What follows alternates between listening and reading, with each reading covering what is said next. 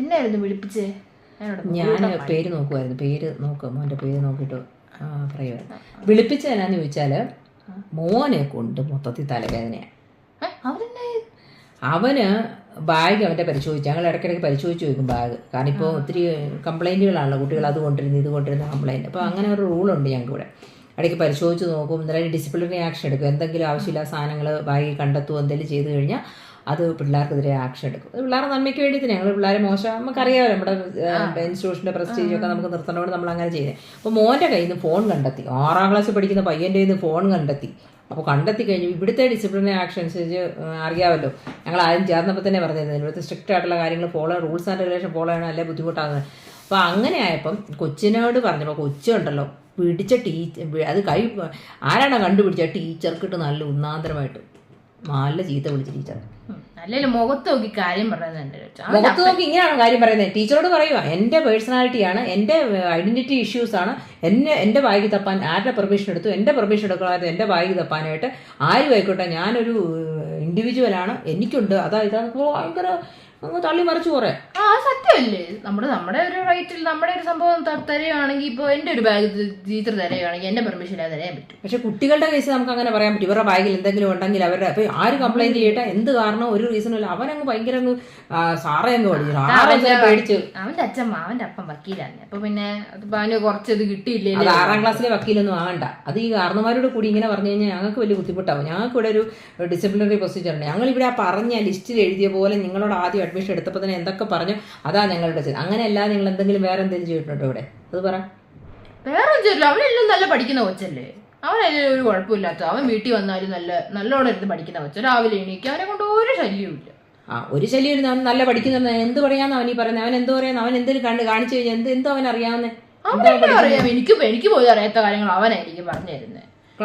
ക്ലാസ്സിൽ പറയുന്നതോ മറ്റേ ട്യൂഷന് പറയുന്നതോ ഒന്നും മനസ്സിലാവുന്നില്ല അവന്. അതുകൊണ്ട് അവൻ യൂട്യൂബിൽ വന്ന് ക്ലാസ് കേട്ടിട്ടാണ് അവൻ പഠിക്കുന്നത്. നല്ല മാർക്കും ഉണ്ട്. ഇവിടുത്തെ ടീച്ചേഴ്സ് നല്ലപോലെ ക്ലാസ് എടുക്കുന്നുണ്ട്, അവർക്ക് പറഞ്ഞു കൊടുക്കുന്നുണ്ട്. പറഞ്ഞാൽ പക്ഷേ പഠിക്കാൻ എടുക്കാനൊക്കെ കുഴപ്പമൊന്നുമില്ല. പക്ഷേ എന്നാൽ ഇത് കൂട്ട് കാര്യങ്ങളിൽ ഭയങ്കര, അത് കുട്ടികൾക്ക് ഒരു മാതൃകയാക്കാൻ പറ്റുന്നില്ല ഞങ്ങൾക്ക്. ഞങ്ങൾ ആദ്യമേ പറഞ്ഞിരിക്കുന്ന ആ ഒരു ലിസ്റ്റിലുള്ള സംഭവങ്ങളൊക്കെ ഉണ്ട്. അപ്പോൾ അതുള്ള കാര്യങ്ങൾ തന്നെ നിങ്ങൾ അതിൻ്റെ എന്തെങ്കിലും വ്യത്യസ്തമായിട്ട് ഞങ്ങളോട് ചെയ്യുന്നുണ്ടോ? ഇല്ലല്ലോ. അത് പക്ഷെ നിങ്ങൾ ഫസ്റ്റ് ഞാൻ ഇവിടെ വന്നപ്പോൾ നിങ്ങളൊരു നീണ്ട ലിസ്റ്റ് തന്നായിരുന്നു. എന്തോ സ്കൂൾ ഫീസ്, ട്യൂഷൻ ഫീസ്, ഫുഡിൻ്റെ ഇത്, മറ്റേത് മറിച്ചത്, ചട്ടി കലം തട്ടിമുട്ടി എല്ലാം കുറേ ഉണ്ടായിരുന്നു. ഇതൊക്കെ പോട്ടെ, ട്യൂഷൻ ഫീസ് നിങ്ങൾ ട്യൂഷൻ പഠിപ്പിക്കുന്ന ഓർത്താണ് ഞാൻ സത്യം പറഞ്ഞ ട്യൂഷൻ ഫീസൊക്കെ തന്നത്. ഇപ്പോഴാണ് മനസ്സിലായ ട്യൂഷനും പഠിപ്പിക്കുന്നില്ല, 4 മണിയാകുമ്പോൾ കറക്റ്റ് അങ്ങ് വിടുകയും ചെയ്യും. നീ എക്സ്ട്രാ ട്യൂഷൻ എന്ന് പറഞ്ഞാൽ എവിടാ? ഞാൻ 2 കിലോമീറ്റർ അപ്പുറേ ഒരു സാറിൻ്റെ അവിടെ വീണ്ടും ട്യൂഷൻ, അതിനും എനിക്ക് പൈസ മുടക്കും. അത് ഞങ്ങളുടെ എക്സ്ട്രാ പിള്ളേർക്ക് പഠിക്കാൻ ബുദ്ധിമുട്ടുള്ള പിള്ളേർ റിപ്പോർട്ട് ചെയ്ത് കഴിഞ്ഞാൽ അവർക്ക് എക്സ്ട്രാ റെമഡിയൽ ക്ലാസ് എടുക്കുമെന്ന് ഞങ്ങൾ ഉദ്ദേശിച്ചത്. പക്ഷെ അപ്പൊ ട്യൂഷൻ ഫീസ് എല്ലാവരും എന്തിനാ അടയ്ക്കുന്നേ? എന്റെ മോൻ നല്ലോണം പഠിക്കുന്ന കൊച്ചാ. എന്നാ പിന്നെ നിങ്ങൾ തുടങ്ങി കഴിഞ്ഞ് കുറച്ച് കഴിഞ്ഞ് വേണം ട്യൂഷൻ ഫീസ് ഉണ്ട് എന്നുള്ള കാര്യം പറയാം. അല്ല, അത് കൊച്ചു പഠിക്കുകയൊക്കെ ചെയ്യും. പക്ഷെ അവന് ഇതുപോലത്തെ ചില കാര്യങ്ങൾ ഇങ്ങനെ അധികപ്രസംഗം പറയുക, തിരിച്ചു പറയുക, മറുപടി പറയുക, അങ്ങനത്തെയുള്ള കാര്യങ്ങളൊന്നും ഞങ്ങളുടെ സ്കൂളിൽ പറ്റത്തില്ല. അല്ലെങ്കിലും ഇപ്പൊ വിദ്യാഭ്യാസ മന്ത്രിക്ക് എന്നെ ഒന്നും അറിയത്തില്ല. അയാളെ എന്നെ ടീച്ചർ സ്റ്റാഫ് എന്ന് പറഞ്ഞല്ലേ നിൽക്കുന്നേ.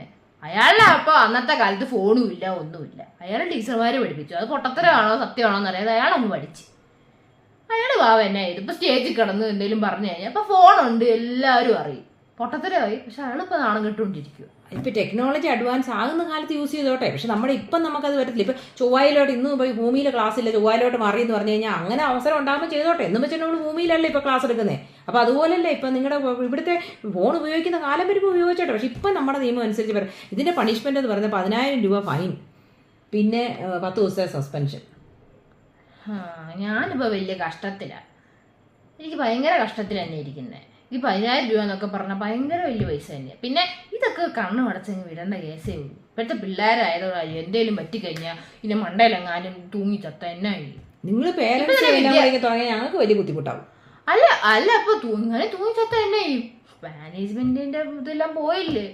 പിന്നെ മിസ്സേ എൻ്റെ അയലൊക്കെ ആയതുകൊണ്ട് പറയുക, എൻ്റെ നാട്ടുകാരി ആയതുകൊണ്ട് ഞാൻ പറയുക, തീ വയ്യാതിരിക്കുമെന്ന് വെച്ച് തല വെക്കല്ലേ. പണി വന്നു കഴിഞ്ഞാൽ നിങ്ങളെ തെറപ്പിക്കും. പിന്നെ നിങ്ങൾക്ക് കയറണമെങ്കിലും പണിയാവും. എനിക്ക് എൻ്റെ മോൻ പോകും, അത് വേറെ കാര്യം. അതേപോലെ ഈ ഇൻസ്റ്റിറ്റ്യൂഷൻ വേറെ വല്ലവരും വരുമോ? ഇല്ല. ആരും വരത്തില്ല. സസ്പെൻഷൻ എനിക്ക് അങ്ങനെ എൻ്റെ ഇത് പറഞ്ഞ് ഞാൻ മാറ്റിത്തരാം. പക്ഷേ ഞങ്ങളുടെ ഈ ഫൈൻ അടയ്ക്കേണ്ടവരുമില്ല. ഫൈനൊക്കെ വീട് ഇപ്പോഴത്തെ പിള്ളേരല്ലേ, ഇവിടുത്തെ പിള്ളേർ ടീച്ചർമാരും എല്ലാം പൊട്ടത്തരം കാണിക്കുന്ന വെച്ചിട്ട് അവൻ വല്ലതും ചെയ്തായിരിക്കും. ഇപ്പൊ തന്നെ മറ്റേ മന്ത്രിനെ ട്രോളി അവനല്ലേ ഫേമസ് ആക്കി വിട്ടത്. നല്ല കാര്യങ്ങളല്ലേ ചെയ്യുന്നത്, സമൂഹത്തിന് വേണ്ടി ഒരു ദോഷം അവൻ ചെയ്തിട്ടില്ല.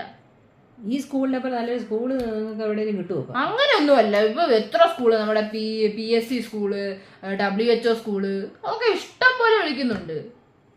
അവിടെയാണെങ്കിൽ ഫീസും കുറവാ, നല്ല ചോറ് ഉച്ചയ്ക്ക് ഭക്ഷണം കിട്ടും. അപ്പൊ എനിക്ക് എത്രയോ പണി. അങ്ങനെ പോവൊന്നും വേണ്ട, അങ്ങനെ പോകാനല്ല ഞാൻ പറഞ്ഞത്, അങ്ങനെ പോവണ്ട. ഇവിടെ ഞാൻ മാനേജ്മെന്റിനോട് സംസാരിച്ച് നോക്കാം എന്നാ ചെയ്യേണ്ടതെന്ന് ഞാൻ നോക്കാം. പക്ഷേ കൊച്ചുങ്ങളെ നിങ്ങൾ മാതാപിതാക്കളെന്ന നിലയ്ക്ക് നിങ്ങൾ നല്ല കാര്യങ്ങളൊക്കെ പറഞ്ഞ് മനസ്സിലാക്കി കൊടുക്കും. ഞാൻ കൺട്രോൾ ഒന്നും ചെയ്യാൻ പോകുന്നില്ല. അവര് ശരിയും തെറ്റൊക്കെ ഞാൻ അവനെ മുമ്പേ പഠിപ്പിച്ചിട്ടുള്ളൂ. അവൻ അങ്ങനെ ചെയ്യത്തില്ലെന്ന് എനിക്ക് നല്ല ഉറപ്പുള്ള കാര്യമാണ്. ഇപ്പം മോൻ അങ്ങനെ ചെയ്യത്തില്ല നിങ്ങൾ പറയുന്നു. മോൻ്റെ കയ്യിൽ നിന്ന് ഫോണും പിടിച്ചു, അതിനെ ന്യായീകരിക്കുന്ന മാതാപിതാക്കളെ. പിന്നെ ഇപ്പം ഞങ്ങൾ എന്തോ പറയുന്നത്, ഞങ്ങളെപ്പോലെ നിസ്സഹായരാ, ഞങ്ങൾക്ക് ഒന്നും ചെയ്യാൻ പറ്റത്തില്ല. ഇപ്പം നിങ്ങൾ തന്നെ ഉദാഹരണം വിളിച്ചു. ഇപ്പോൾ കഴിഞ്ഞ ദിവസം ഒരു കൊച്ചിനെ വിളിച്ചു, അത് കൊച്ചിനെ തന്നെ അടിച്ചു തന്നിട്ടാന്ന് ചോദിച്ചു. ഇവിടെ കിടന്ന് അമ്മ നിലവിളി, ഞാൻ എൻ്റെ കൊച്ചിനെ തൊട്ടിട്ടില്ലേ, നിങ്ങളെന്തിനാ അടിക്കാം? ഞാൻ എന്തോ ചെയ്യാനാ, ഞാനിപ്പോൾ എന്നാ ചെയ്യാൻ പറ്റുന്നത്, എനിക്കിപ്പോൾ എന്നാ ചെയ്യാൻ പറ്റുന്നത്? നിങ്ങൾ പേരൻസിനോട് പറഞ്ഞു കഴിയുമ്പോൾ പേരൻസ് പറയും അത് കുഴപ്പമില്ല. ഇപ്പോൾ നാളെ ഡ്രഗ് പിള്ളേരുടെ വാങ്ങി പിടിച്ചാലും നിങ്ങൾ പറയും അത് ഡ്രഗല്ലേ, പോട്ടെ, അത് കുഴപ്പമില്ല, ഞങ്ങളുടെ കൊച്ച് കുറച്ച് അടിച്ചത്. ഞാൻ എന്തോ ചെയ്യാൻ? എൻ്റെ ഭഗവാനെ, എനിക്കറിയത്തില്ല എന്നാ ചെയ്യേണ്ടതെന്ന്, എനിക്കൊരു പിടുത്തവും കിട്ടുന്നില്ല. എന്താണെങ്കിലും ഞാൻ മാനേജ്മെന്റിനോട് ചോദിച്ചിട്ട് പറയാം. മാനേജ്മെന്റ് ഇപ്പം എന്ത് പറയാനാ? അതിപ്പോ എന്താന്ന് വെച്ചാ അറിയിച്ചാൽ മതി. അയ്യോ സമയമായി കേട്ടോ, ബസ് വരും.